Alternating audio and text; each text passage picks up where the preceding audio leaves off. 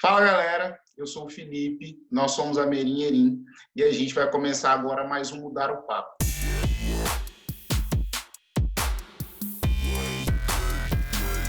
Vocês tiveram a oportunidade de acompanhar algumas das outras entrevistas que a gente fez nesses últimos meses com grandes personalidades que a gente tem aqui no sul de Minas, e a gente sempre compartilhou com vocês um dos nossos grandes objetivos, que é mostrar para a audiência que acompanha o conteúdo da Merim que a gente precisa de referências diferentes para a gente se tornar profissionais também diferentes. Não dá para a gente fazer sempre a mesma coisa e esperar resultado diferente. Não dá para a gente ter sempre o mesmo repertório e tentar criar soluções diferentes. Para isso, um dos grandes objetivos da Merim nesse momento é realmente trazer para vocês a possibilidade de inchar de forma positiva esse nosso repertório.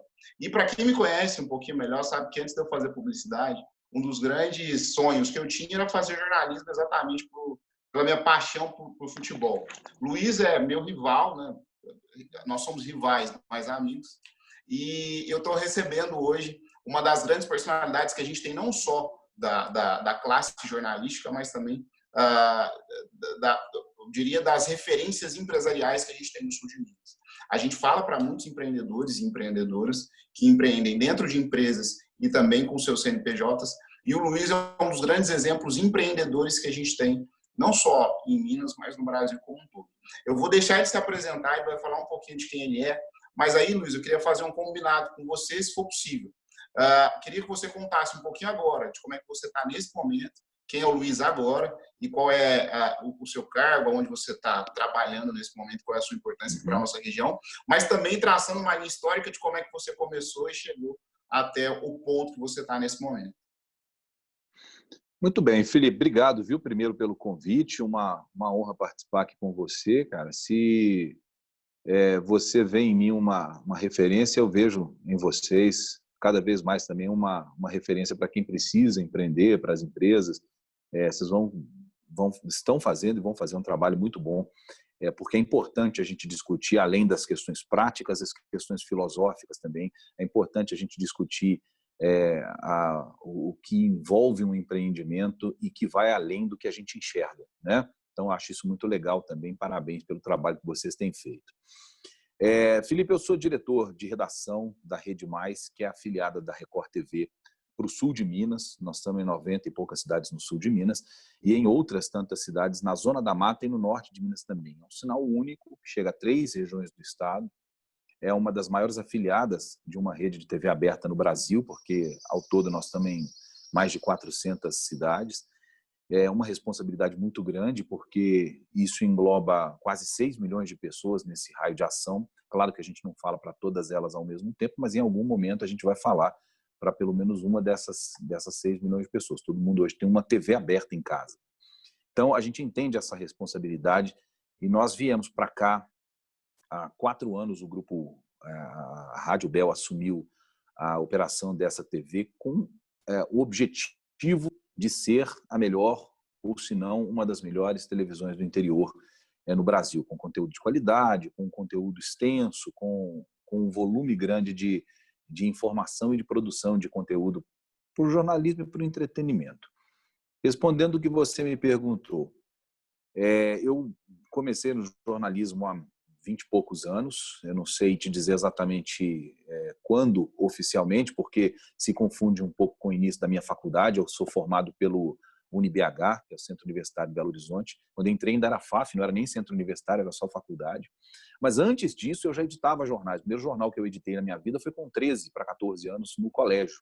Eu editava um jornal impresso, escrevia, imprimia, entregava esse jornal e arrumava problema com as freiras do colégio. Eu estudei num colégio de freiras a minha vida inteira, porque ele era um jornal muito crítico. A gente tinha uma pegada muito crítica, a gente cobrava muito, cobrava da escola, cobrava postura. E numa época que foi o meio da década de 80, nós estamos falando de 82, 83, em que não era comum, né? O Brasil vivia o fim de um período de governo militar, o início de uma abertura. Então, você imagina, alunos de 12, 13 anos, não era só eu, naturalmente, eu fazia isso com alguns colegas, escrevendo um jornal panfletário, praticamente, que era datilografado naquelas máquinas antigas de datilografia, que muita gente que está nos ouvindo agora nem nunca viram na vida. sem a fita, porque a gente batia no mimeógrafo e depois rodava no mimeógrafo e distribuía. Eu tenho que dizer que houve também uma visão incrível das próprias freiras que brigavam muito comigo naquela época, brigavam no bom sentido, porque elas autorizaram que isso fosse feito dentro do colégio delas, um colégio católico, um colégio muito tradicional de Belo Horizonte, autorizaram e davam força para a gente distribuir. Nós chegamos ao ponto, Felipe, de fazer um show de rock no colégio, para você ter uma ideia. Um show de rock na quadra de um colégio de freiras. Chamava Distúrbio Sonoro. O cartaz era uma guitarra, um castelo assombrado com um morcego no fundo, e a gente fez esse show, e isso foi em 1986, esse show. Então, eu comecei muito cedo, para falar a verdade, no jornalismo. Daí para frente, eu fui para a faculdade, eu já fazia rádio quando eu comecei a faculdade, fazia rádio comunitária, depois fiz rádio na faculdade. Eu nunca fui estagiário, eu saí da faculdade já repórter. Fui repórter do Jornal Estado de Minas, fui repórter da Rádio CBN ao mesmo tempo, trabalhei uns 8 anos nessas duas redações. Rádio CBN significava Rádio Globo também e significava Jornal O Globo, porque a gente não tinha correspondente, né? O Jornal Globo não tinha correspondente em BH nessa época, quem fazia as matérias éramos nós. Isso já era 2005, a gente estava no meio do mensalão, então eu cheguei a emplacar várias capas aí do Globo. Pela CBN eu fui para Brasília, cobri as eleições de 2006, cobri o acidente da Gol, que matou 200 pessoas, o pessoal vai lembrar bem. Voltei para BH, fui para o Jornal Tempo, fundei, junto com algumas pessoas também, o site, o portal, que hoje é o portal o Tempo Online. Não existia, eu peguei o projeto do zero, muito relevante, desenvolver. Na época, só existia o portal UAI. O Estado de Minas estava vivendo um momento de ruptura, eles estavam separando o UAI com o EM.com, dividindo audiência, inclusive. Eu acho uma estratégia não muito inteligente na época. A gente achou isso e depois veio provar que realmente não era, porque dividiu a audiência, dividiu esforços de uma mesma equipe, mas tinha algum sentido político lá dentro. Eles fizeram essa divisão e nessa época a gente lançou o portal Tempo Online. Nós começamos do 0 para 30 milhões de views em um mês. Nós demos muita sorte, porque em um mês que a gente tinha montado o portal, com algumas inovações tecnológicas, a gente fez, depois de muito estudo, a gente construiu esse portal. Teve um Brasil e Argentina no Mineirão. E esse Brasil e Argentina fez a nossa audiência explodir e depois ela não voltou mais. Então o Jornal Tempo virou uma referência. A gente tinha 40 pessoas só para o portal. Eu tinha uma central de apuração que começava às 5 horas da manhã e ia até meia-noite. A gente ficava de meia-noite às 5 sem ninguém apurando notícia. Mas de 5 da manhã à meia-noite a gente tinha. Nós desenvolvemos uma planilha onde os repórteres faziam uma coisa que já estava em desuso nos jornais naquela época, que era a rádio escuta. Eles ouviam todas as rádios concorrentes, viam todos os portais, faziam relatórios o dia inteiro para a gente não perder rigorosamente nada. E eles apuravam... Eu fazia rádio escuta, cara. Desculpa te interromper. Eu fazia rádio escuta. Eu não sei se eu te contei que eu trabalhei em rádio, mas a minha rádio escuta da época era com comercial, com intervalo comercial. Mas a filosofia é a mesma. Só que hoje não existe mais isso. Ninguém mais faz isso, né? As pessoas, os novos repórteres, eles se acostumaram a entrar nos sites das emissoras, das empresas produtoras de conteúdo e fazer essa clipagem lá dentro, o que é muito diferente de uma rádio escuta, porque os programas de rádio, principalmente os programas jornalísticos, eles trazem elementos que muitas vezes não vão estar escritos em lugar nenhum. Inclusive elementos da impressão de quem está transmitindo, a quem está entrevistando naquele exato momento, contexto e tudo mais. Então era uma coisa importante, a gente fazia isso no Tempo Online. De lá eu fui para Band News FM em Belo Horizonte e TV Bandeirantes. Na Band News FM eu passei um tempo fazendo uma adaptaçãozinha, uma espécie de estágio com o Boechat em São Paulo, Ricardo Boechat, porque eu iria fazer um programa em Belo Horizonte logo depois do programa dele, e esse programa tinha que ter uma pegada similar à dele. A gente precisava aumentar a audiência da Band News em Belo Horizonte. A Band News já tinha crescido muito no Rio por causa da presença do Boechat, ela tinha crescido em São Paulo mas em Belo Horizonte ela ainda era uma rádio que dava 500 ouvintes por minuto. É uma linguagem difícil do pessoal entender, mas é uma medição que o Ibope faz de audiência de rádio, que ela entende que durante um período X, 1 hora, 2 horas, 500 pessoas por minuto estavam ouvindo aquele conteúdo ao mesmo tempo. Isso é muito pouco. Para você ter uma ideia, em Belo Horizonte, a Itatiaia dá 120 mil ouvintes por minuto. Então, 500 é nada. Era uma rádio que dava traço. E nós assumimos, e eu implementei nela um pouco da filosofia do que eu tinha aprendido na CBN, que era uma rádio de notícias também. É uma rádio de notícias de muita credibilidade. Eu trabalhei na CBN numa época que o âncora da manhã era Heródoto Barbeiro, o da tarde era o Carlos Alberto Sardenberg. Enfim, eu aprendi muito com essas pessoas. E depois, na Band News, com o Boechat. Só para encurtar essa história, Felipe, para você entender, o Boechat ele era um jornalista que dava opinião, fazia análises e trazia opinião. Eu era contra, eu achava que o jornalista não tinha que dar opinião, tinha que relatar os fatos. E um dia, eu conversando com ele, eu disse a ele essa minha opinião, até com um pouco de medo, porque ele era meio casca-grossa, o jeito dele falar. Ele falou, trocando em miúdos, ele me disse, se você tiver alguma coisa interessante para dizer, tiver embasamento, tiver a sua verdade, você diz. Se a pessoa não quiser ouvir, ela muda de estação e nunca mais volta em você. Se sua audiência aumentar, é porque você está fazendo um bom trabalho. E assim eu fiz. Eu comecei a me embasar, eu chegava na rádio 2 horas mais cedo, lia todos os jornais, e comecei a ler as notícias dos jornais na rádio, trazendo algum elemento extra e algum elemento analítico e de opinião. A nossa audiência, em pouco tempo, foi para 15, 16 mil ouvintes por minuto, que era a média da CBN em Belo Horizonte. Nós chegamos a passar a CBN durante o nosso horário, o que foi muito legal, foi uma boa experiência. Fiz também alguma coisa na TV Bandeirantes. Depois eu fui para o jornal Hoje em Dia. No final de 2014, eu assumi como diretor de jornalismo do Hoje em Dia. Foi uma experiência do ponto de vista profissional muito boa, mas do ponto de vista administrativo ela foi ruim, porque é um jornal que já estava deficitário e ele tenderia a acabar. E foi praticamente o que aconteceu. Ele foi vendido e, posteriormente, eu saí de lá e vim para cá, para assumir em 2016 o desafio de fazer essa emissora estar mais próxima das pessoas que assistiam. Mas, Luiz, como eu estava te dizendo, muita história para contar. Eu, como profissional, eu não tenho nem metade disso tudo que você disse, nem tipo assim de trajetória. Eu fico muito impressionado toda vez que eu estou na frente de uma pessoa que já passou por tanta coisa, porque eu acho que isso deve ser muito valorizado. A gente vive hoje, a minha geração é uma geração muito imediatista, né? Que acha que as coisas têm que acontecer de um dia para o outro, de uma hora para outra. E tem uma teoria de um livro que chama Outliers, que fala que a gente precisa de, no mínimo, 10 mil horas para fazer qualquer coisa bem feita. Beatles não nasceu Beatles, né? Beatles teve que demorar 10 mil horas para ser o que os caras eram. E aí, pegando disso tudo que você disse, um pedaço da história ficou muito na minha cabeça, porque tinha muita cara de coisas que eu fazia quando eu era adolescente também. O que você contou do colégio de freiras. E aí, levando essa história em consideração, Luiz, a gente costuma dizer que propósito, né? Propósito é por quê? Propósito é motivo para a gente fazer o que a gente faz. E por mais que para algumas pessoas e até para algumas empresas isso vira uma frase, né? Vira um mantra, a gente costuma dizer que propósito é mensagem. Propósito tem muito mais relação com uma coisa intangível do que com uma coisa tangível. E você contando a sua história, deu para ver em vários pontos, assim, que você contou, que tinha propósito em muito dessas coisas, e principalmente nesse começo de carreira, digamos assim.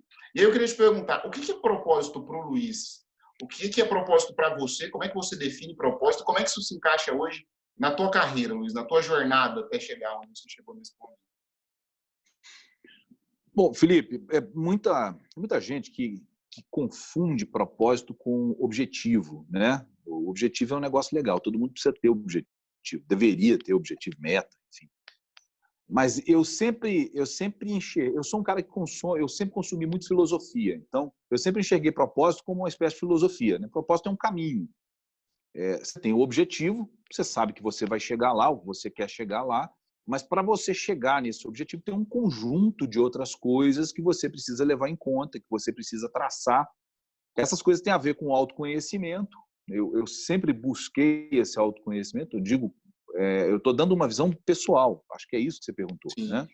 claro. Eu sempre busquei o autoconhecimento. Eu entender quem eu quero ser, mais até do que quem eu sou, né? Para tentar evoluir um pouco. Não é uma coisa fácil, né? Nós somos seres humanos. Então, o ser humano ele é falho por natureza. Então, a gente, em alguns momentos, vai falhar, vai fraquejar. Mas quando você tem um propósito, quando você entende quem é você, como é que você vai traçar, como é que você vai fazer esse seu caminho, aí fica mais fácil. Um exemplo que eu posso utilizar para você, cara, eu estive muito perto de algumas vertentes, por exemplo, do poder. Quando eu cobria Palácio da Liberdade, em Belo Horizonte, eu participava do dia a dia, participei do dia a dia de alguns governadores. Eu nunca quis ter proximidade com esse tipo de poder, sabe? Fosse ele qual fosse, acreditasse ou não nele, eu não queria ter proximidade, porque dentro do meu propósito, uma das coisas que eu estabeleci como importantes para mim era tentar manter a independência. E para você manter a independência, você precisa ter distanciamento do que você traça como seu objetivo. No meu caso, o objetivo era a notícia. Se eu não tivesse distanciamento, eu definitivamente não conseguiria transmitir notícia ou dar opinião, pensando que o receptor dessa opinião, o receptor dessa notícia, estava recebendo uma mensagem que ele precisaria decodificar. Eu não sei se eu consegui ser claro. Eu vou tentar traduzir isso. Acho que o problema da maioria dos repórteres e jornalistas hoje que são criticados é que eles tentam transmitir verdade. E não existe essa verdade. Eu tenho a minha verdade. Você tem a sua. Então, o que eu teria que ter como obrigação era transmitir para você a melhor versão da minha verdade, com todos os elementos para você construir a sua verdade a partir dessa notícia. É difícil, é complexo, é filosófico, mas isso para mim é a definição de propósito. Se eu conseguir levar uma informação para quem está me ouvindo de uma maneira que aquela pessoa consiga pensar e definir por ela mesma qual a opinião que ela tem, eu acho que é legal. Eu acho que eu cumpro um propósito legal. Entendeu? Sensacional. E aí, tipo assim, eu vou até pedir pra você repetir essa frase, porque ficou bonito pra caramba. Mas pegando essa lógica que você falou de, tipo assim, de a partir da sua verdade, fazer com que outras pessoas construam a verdade delas, qual que você acha, Luiz, que é o papel do bom jornalismo em uma sociedade como a nossa? Que nesse momento está mais claro do que nunca, esse momento que esse vídeo está sendo gravado. A gente ainda está em formação e a gente está longe de ter, tipo assim, alicerces bem moldados para que a gente tenha uma sociedade sólida, digamos assim. Qual que é o papel do bom jornalismo num momento como esse, onde tudo está sendo posto à prova? Aonde que entra o papel do bom jornalismo nessa situação?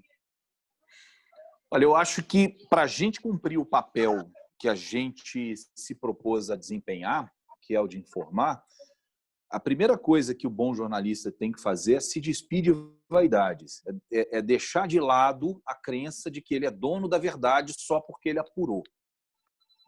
A gente ouve o que a gente pergunta, mas a gente compreende o que a gente quer. O brasileiro tem muita dificuldade de compreender o que ele ouve. Ele escuta, ele consegue escutar, a mensagem chega. Mas a interpretação daquilo é complicadíssima, porque às vezes você emite uma opinião, a pessoa acha que quem está emitindo a opinião é toda a classe. Então, e isso acontece porque muito jornalista faz isso de forma arrogante, de forma prepotente, como se fosse realmente o dono da verdade. Então, acho que a primeira coisa que a gente precisa fazer, desde o repórter que está começando até o sujeito que já tem 25 anos de carreira, é se despir de vaidade, é entender que ele ali está fazendo o papel de um veículo, ele é só um processo. Então, ele tem que juntar as informações, juntar as pontas, entender que o cara que vai receber essa informação não tem as ferramentas que ele tem para juntar essas pontas e entregar essas pontas juntas para o cara, tentando explicar da maneira mais didática possível qual é a conexão entre essas pontas, e ele pode dar a opinião dele, sim. Eu aprendi isso na minha vida. Eu posso dar a minha opinião. Eu acho que isso significa tal coisa. Eu enxergo dessa maneira. Agora, você enxergue da maneira que for mais conveniente. Se eu levar ao receptor todas essas pontas, ele vai ter esse elemento. Se eu selecionar quais pontas que eu quero levar, eu estou fazendo uso indevido da minha capacidade de apuração e principalmente da minha vaidade. Eu vou estar querendo impor minha verdade para o cara. E é isso hoje que está no centro dessa crítica absurda, que eu acho absurda porque ela é injusta, porque dá para modificar, não é imutável, que alguns meios de comunicação têm recebido, entendeu? Sensacional. Luiz, você contando tudo isso que você está contando, me lembrou de uma história. Isso nem estava ensaiado, mas me veio na cabeça agora, inspirado pelo que você está falando. Na faculdade, tipo assim, até por conta desse instinto jornalístico que sempre esteve dentro de mim, o meu trabalho de conclusão de curso ele foi um podcast aonde a gente questionava se imparcialidade existia.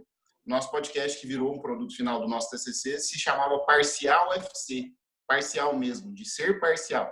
Parcial Futebol Clube, porque a gente gravava um programa por semana, discutindo sobre temas do futebol e não sobre o futebol em si.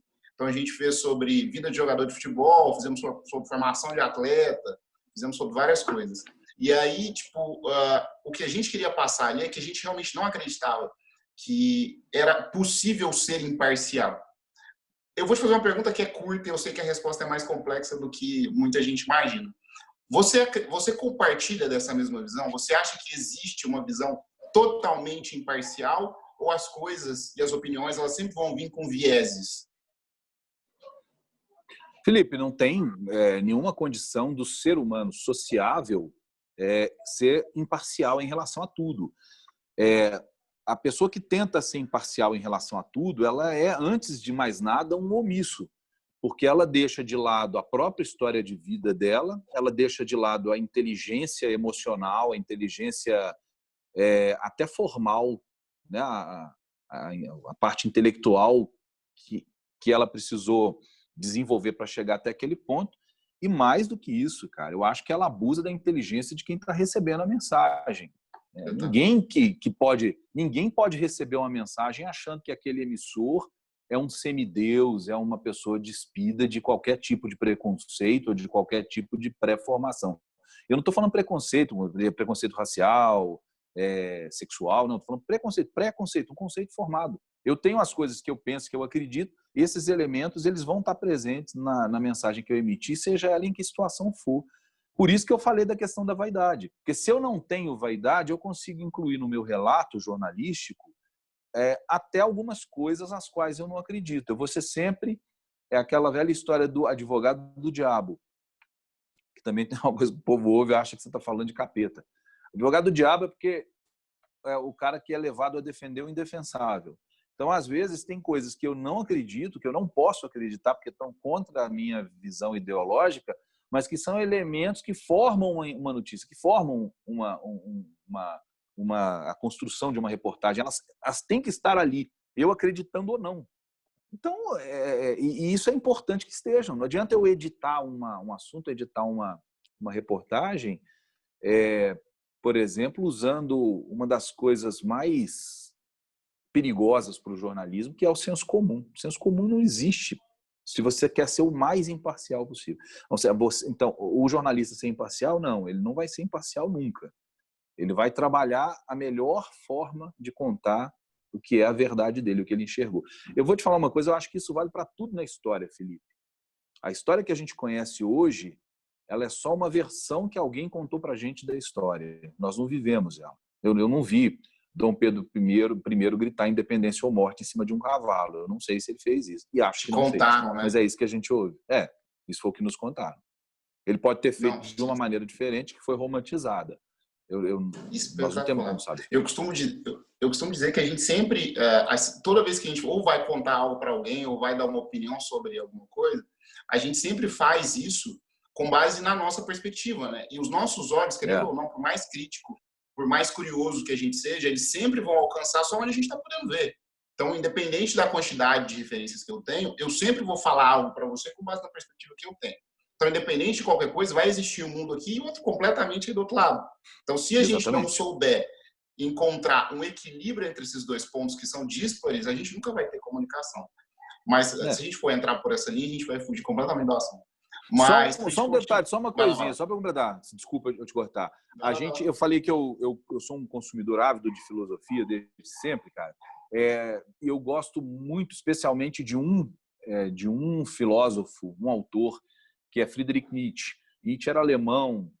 Muita gente enxerga a obra dele como uma obra negacionista, como quando ele fala Deus está morto. O povo acha que ele está falando que ele está sendo ateu, que ele está fazendo apologia contra a religião. Não tem nada disso. ele pregava que a educação tinha que ser um meio transformador. Ele criticava o sistema tradicional de educação, onde você pega a mesma mensagem e emite do mesmo jeito para todo mundo, porque você uniformiza a forma como as pessoas vão receber. Esse é um dilema que o jornalismo tem. Você emite a informação de uma forma só para todo mundo. Por isso que fica mais importante ainda a gente ter todos os elementos presentes ali numa reportagem. Eu só queria fazer essa observação. Espetacular. Sabe quando a gente começa a mexer na cadeira porque o papo tá bom, né? Mas, Luiz, pegando isso que você disse, cara, hoje a gente vive um paradoxo muito grande, né? A gente nunca teve tanto acesso à informação quanto agora, assim. E aí a gente costuma dizer para os nossos clientes que informação é diferente de conhecimento, né? Então, tipo assim, hoje a gente está tendo muito acesso à informação, então logo a informação ela está sim mais democratizada do que estava um tempo atrás, mas conhecimento é uma outra coisa. Conhecimento ele também está mais facilitado, mas é uma outra discussão. Mas, ao mesmo tempo que a gente tem muito acesso à informação, a gente hoje está com as coisas muito facilitadas. Então, está mais fácil dar informação também. Então, tipo assim, existe aí um paradoxo de o que é verdade e o que é mentira. A palavra de 2016 no dicionário de Oxford foi pós-verdade, né? A gente vive nesse momento uma disseminação muito grande de fake news, que é um termo que também pode ser discutido, mas quer dizer aí realmente notícias falsas. Com base nisso, Luiz, qual você acha que é o papel, agora de novo falando da comunicação como um todo, mas principalmente do jornalismo, num momento como esse, onde a gente tem muita informação falsa, falta de interpretação, a gente tem poetas que dizem que o Brasil precisa de igualdade, mas também precisa de interpretação de texto. Qual que é o papel do jornalismo no meio disso tudo? Aonde vocês entram, vocês como classe mesmo? Como é que vocês geram um impacto social através disso tudo? Eu tenho uma discussão interna muito forte, eu comigo mesmo, sobre essa história de fake news. Se é fake, não pode ser news. A notícia, por si só, ela não tem como ser falsa, porque se ela for falsa, ela não é uma notícia. Ela é literatura, né? Então, é complicado, eu entendo o sentido disso, né? Você tem que resumir. A gente tem mania de resumir as coisas, né? Então, as pessoas falam em fake news, mas eu acho que é só fake mesmo. Felipe, é uma pergunta difícil de responder, porque o que eu enxergo? Acho que a gente vive, eu falo isso muito em conversas com amigos, um momento de uma desonestidade intelectual absurda. Não é só no Brasil, mas a gente tem que trazer para a nossa realidade. E aqui ela é muito séria, sabe? É uma desonestidade intelectual. Você não ouve praticamente nada que venha para você sem uma grande contaminação ideológica. Qualquer discurso, qualquer notícia, qualquer informação, qualquer ponto de vista que você ouça, você tem que olhar 2 vezes, escutar de novo, para tentar descobrir o que está por trás daquilo. Versões diferentes, né? Versões diferentes da mesma coisa. Então, quando a gente fala dessa nova verdade que ela está surgindo, me preocupa mais ainda nesse ponto o que estão tentando fazer com a mídia tradicional, com a mídia de uma forma, já não é só tradicional mais, agora está todo mundo sob ataque, né? Que é trabalhar uma descredibilização permanente, sabe? Estão fazendo uma descredibilização permanente com o trabalho que a gente faz. Além da humilhação que a gente passa por ouvir coisas que a gente ouve, mesmo sabendo que nem todas elas são verdade a respeito da profissão, né? Muito jornalista bom que está pobre porque não aceitou dinheiro para seguir determinada linha. Tem muito jornalista que finge que é bastião da verdade, que está ficando rico porque recebeu dinheiro para construir uma verdade. Então, independente disso tudo, a gente está vendo ser colocado em xeque a natureza dessa profissão de jornalista, né? E muita gente está se esquecendo qual é o objetivo dela, que é fazer exatamente o que eu falei agora há pouco, é juntar as pontas. Então, se a gente conseguir resgatar na cabeça, principalmente dos novos jornalistas, dos jornalistas que estão na ativa hoje, que estão na mídia, a perfeita noção de que nós precisamos juntar as pontas de todos os assuntos, trazer todos os dados disponíveis, colocar esses dados à disposição de quem vai ler, nós vamos estar fazendo um papel decente para tentar, pelo menos de alguma forma, mudar a visão que uma parcela específica e coordenada da população está desenvolvendo e está colocando na cabeça dos outros sobre a credibilidade do jornalista. O jornalista ele vai ter credibilidade se ele conseguir fazer isso, se ele conseguir colocar todos os elementos, mesmo que ali dentro tenha alguma coisa que ele não concorde, desde que ele tenha a liberdade de dar opinião depois. Eu estava lendo ontem sobre essa operação que teve há uma semana no inquérito das fake news junto no Supremo Tribunal Federal, e uma coisa importante que foi colocada e que que as pessoas estão confundindo também é que eles começaram a bradar pela liberdade de expressão. É diferente você dizer o que você pensa, mesmo que você pense uma mentira. É diferente você dizer isso como sendo a sua opinião, como sendo a sua expressão, e é diferente você querer vender isso como notícia. São duas coisas distintas. Você vender informação falsa como notícia não é liberdade de expressão, é fraude. E as pessoas precisam entender onde está essa fraude, né? E saber aonde elas vão conseguir receber a informação pelo menos completa, com todos os elementos apurados que podem fazer parte daquela informação. É muito difícil. O momento que a gente vive como jornalista é um momento muito complicado, até desanimador. Cara, muito provocador, Luiz, mesmo. Tem uma coisa, e agora, para a gente até falar de coisa boa, né? Porque parece que a gente está falando. Tem uma outra coisa, você for falando, me provoca num bom sentido, assim. Porque tem muita gente que chama quem questiona demais de pessimista, né? Mas, na verdade, o que a gente está querendo mostrar é que a gente precisa se provocar e se questionar o tempo todo para se conhecer, para fazer melhor para as pessoas que estão à nossa volta, para que o nosso mundo seja mais sustentável. Talvez a gente tenha chegado nesse ponto agora por falta de questionamento, exatamente. Por falta de perguntar por que é assim, por que não pode ser de outro jeito. Mas pegando tudo isso que você disse, Darwin nunca foi tão atual, né? A lei da adaptação ela nunca foi tão contemporânea. E, de verdade, agora eu acompanho o trabalho da Rede Mais desde quando eu trabalhava em agência de comunicação. E eu sei não só o quanto vocês se adaptam, mas o quanto vocês se esforçam para se adaptar, que é ainda mais importante do que se adaptar. Eu queria, Luiz, agora que você separasse esse tempinho para contar um pouquinho do que vocês estão fazendo nesse momento mesmo. Quem era a Rede Mais antes de 2020, quem é a Rede Mais agora, e como é que vocês estão fazendo esse trabalho de adaptação de um mundo que era completamente analógico para um mundo que passou por uma transição e que agora está pedindo uma digitalização cada vez mais constante. Felipe, qual a maior dificuldade que a gente tem nesse processo? A gente precisa se lembrar o tempo inteiro qual é o nosso negócio. Você faz isso o tempo todo no seu trabalho, né, com os outros. Você leva as empresas a fazerem essa pergunta. Eu faço essa pergunta para nós, entre nós, né, os diretores e os colegas, colaboradores, o tempo inteiro. Qual é o nosso negócio? Não adianta, o nosso negócio é a TV. Então, tudo que a gente for tentar fazer, a gente precisa tentar fazer sem perder a essência de que a gente trabalha numa TV. Senão a gente fecha a TV e abre um outro negócio. Não tem problema também, é ok. Mas a gente tem que fazer esse caminho. Eu não posso querer continuar com TV e agir como se eu não fosse TV. Então, esse é o grande dilema. Quando a gente percebeu que o jornalismo estava caminhando para uma nova forma de fazer, as pessoas começaram a ficar impedidas de sair, de se encontrar, e começou a ficar difícil eu pegar um repórter, botar dentro do carro com uma câmera, um cinegrafista, pegar esse carro e ir até a pessoa para escutá-la, né? A gente começou a ter que aceitar os vídeos gravados como esse que a gente está fazendo aqui agora, como parte do processo de produção de notícia de TV. A gente entendeu que o que mais estava importando naquele momento era o conteúdo, era a força desse conteúdo, e não a plástica, não a estética. Então, a gente começou esse processo lá atrás.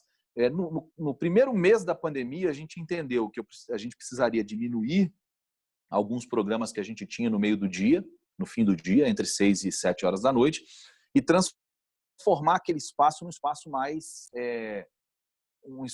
de que tinha que fazer, já sabia que água com limão não curava o corona, já sabia que não adiantava colocar a cueca no rosto com máscara, enfim. E partimos para desenvolver uma outra parte, que é o que nós estamos colocando em prática agora, que é o de fazer com os profissionais da casa umas conferências via web, como essa que a gente está fazendo, para ampliar os horizontes e trazer um pouco mais de conteúdo qualificado.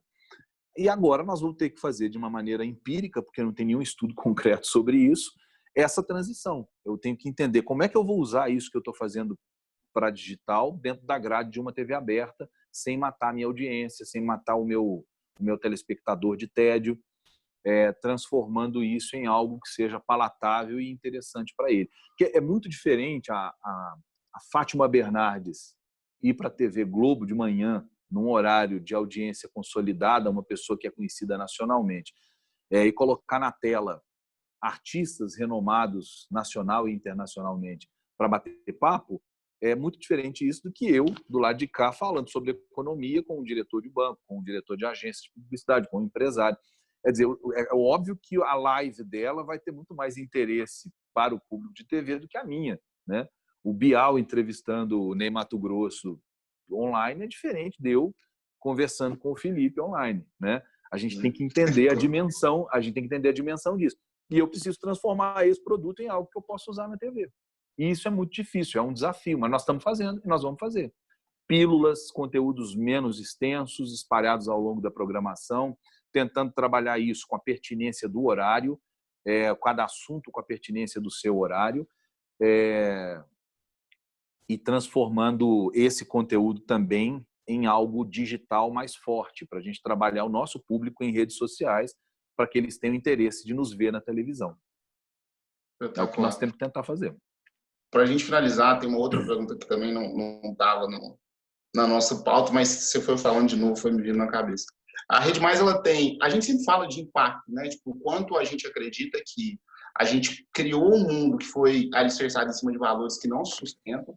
A gente precisa questionar e construir novos valores. E uma dessas coisas que a gente valoriza muito é que a gente foi criado num ambiente de competição, mas agora que a gente precisa de cada vez mais colaboração. E aí, no meio disso, entra o impacto, né, que a gente consegue gerar como iniciativa privada, digamos assim. E a Rede Mais, ela tem um impacto muito grande na região em que a gente atua, né, por conta da regionalidade ou da regionalização do conteúdo de vocês. A gente está caminhando para o fim, mas eu queria que você respondesse só essa pergunta, porque eu acho ela muito relevante, Luiz. O quanto esse conteúdo regional gera impacto? O quanto ele é importante? Eu tenho dentro da minha casa pessoas que acompanham a Rede Mais e que se informam pela Rede Mais e que nesse momento estão se sentindo mais seguras por conta da informação que vocês passam, mas eu queria que você dissesse, como representante disso tudo, o quanto isso é importante para as regiões, não só aqui no sul de Minas, na Zona da Mata e nas regiões que vocês atuam, mas no Brasil mesmo. Essa é uma tendência, o jornalismo regional é uma tendência de muitos anos, né? Ela cresceu mais nos Estados Unidos, onde as redes regionais elas têm uma relevância maior que as redes nacionais, especialmente em algumas regiões. Os jornalistas locais eles têm mais relevância que os jornalistas nacionais, e o motivo é muito simples, é porque eles vivem a vida que as pessoas que estão assistindo vivem, né? Eles vão no mesmo supermercado, eles andam nas mesmas ruas. Então, quando a gente fala eu vivi a minha vida inteira em Belo Horizonte, a gente não tem noção do que é a vida no interior. Foi importante eu me mudar para cá, logo no começo desse nosso projeto, como eu disse lá em 2016, porque aí eu comecei a entender melhor, apesar de eu ser nascido no interior, eu vivi a vida inteira na capital, eu entender como é o impacto das coisas na vida das pessoas. Lá a gente tinha medo de sair de casa, aqui os medos são outros. Então é importante até para você entender o que você vai trazer de informação para as pessoas que vivem na sua comunidade. É proximidade. Você tem que ter proximidade. Só proximidade é capaz de gerar empatia. E você só consegue fazer com que o público te acompanhe fielmente ou goste do que você apresenta para ele se você tiver essa empatia. Se eu não tiver empatia com quem vive onde eu vivo, não tem a menor possibilidade dessa pessoa querer assistir o que eu estou contando para ela, ou querer me acompanhar, ou confiar em mim, ou acreditar no que eu digo, ou ter interesse nas coisas que eu falo.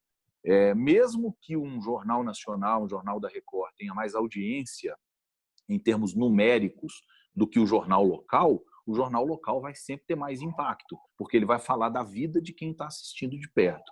E não é porque a gente está em Varginha, mas a gente também fala para Montes Claros que é diferente, não, porque nós vamos muito lá, nós temos equipe lá, as pessoas que estão lá trabalhando para nós, elas nos contam essa realidade.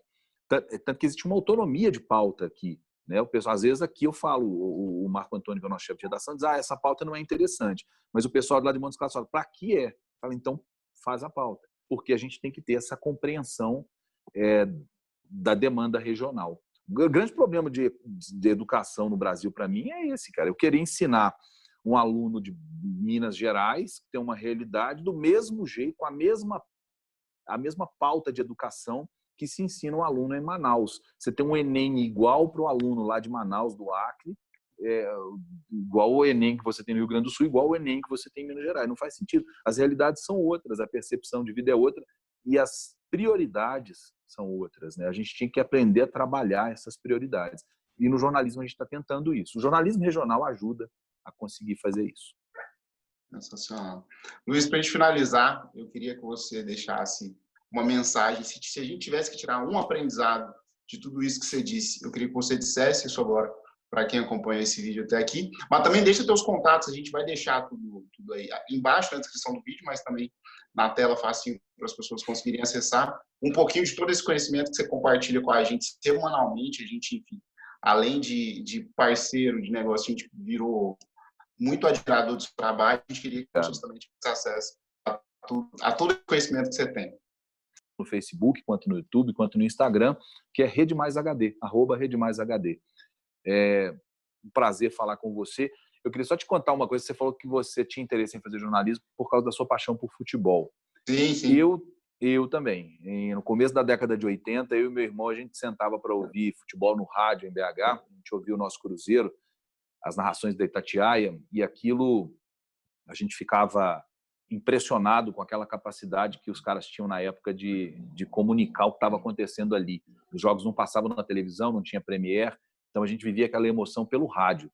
Um dia eu peguei o telefone, eu liguei para a redação da Rádio Itatiaia e perguntei: como é que eu faço para fazer isso que vocês fazem?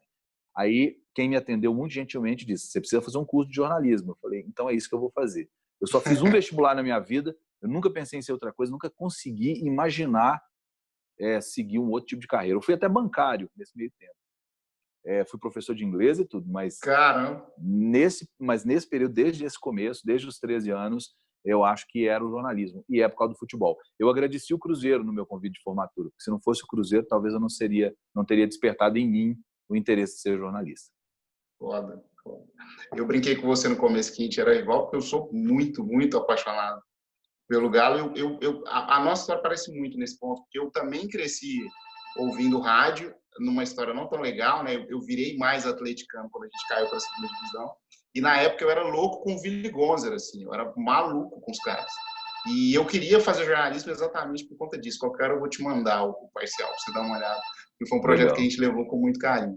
Luiz, muito, muito obrigado pelo seu tempo. Eu sei o quanto ele é valioso, mas eu sei obrigado, também o quanto as pessoas que acompanharam esse vídeo aprenderam com a personalidade que você tem, principalmente com o conhecimento que a gente já sabia que você ia compartilhar com todo mundo. Obrigado mesmo. Gente, a gente vai ter muito conteúdo bom ainda por vir. A gente estreou nas últimas semanas um podcast, vai vir mais Mudar o Papo Inspirador, e a gente espera que vocês continuem com a gente, porque o movimento que a gente criou, a gente sempre brinca. É muito maior do que a nossa empresa, muito maior do que os contratos comerciais que a gente tem com os nossos clientes. A gente quer que vocês defendam essas causas, tanto da sustentabilidade, quanto do maior impacto, quanto do propósito, do significado, junto com a gente. Obrigado e até a próxima.